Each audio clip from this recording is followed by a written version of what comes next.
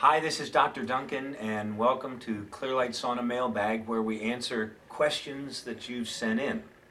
And today's question is from Paul M. from Bakersfield, California. And Paul wanted to know, what's better, carbon or ceramic heaters? So that's a great question, Paul, and I'll try and answer that as best I can. So just a little history without boring you too much. The infrared sauna started with ceramic heaters many years ago, and they were very hot heaters. They're about 700 degrees Fahrenheit, and there were tubes with a reflector behind it. And they basically heated the core. That's how they worked.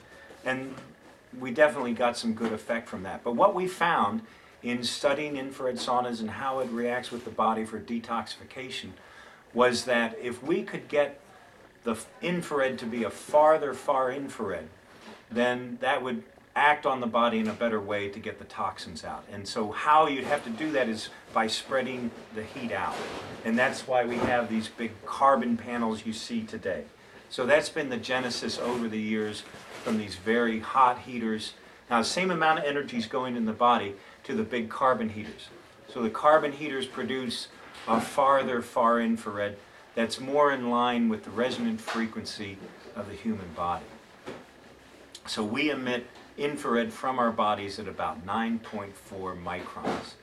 So you may wonder, well, why is that important?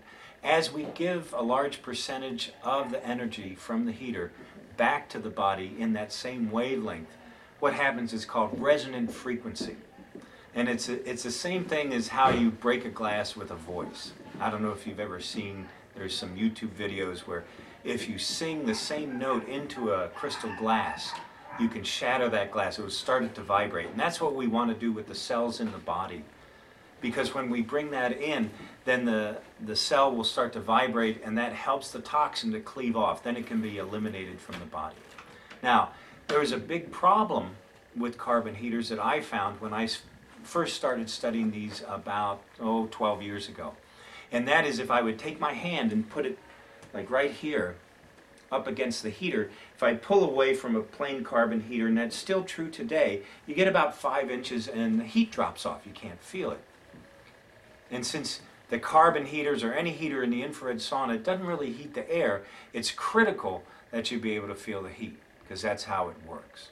So we experimented, and we found that by adding in microfine ceramic powder in between the carbon fibers here, then we get greater emissivity from the heater. So you can actually feel in that will penetrate the body even more.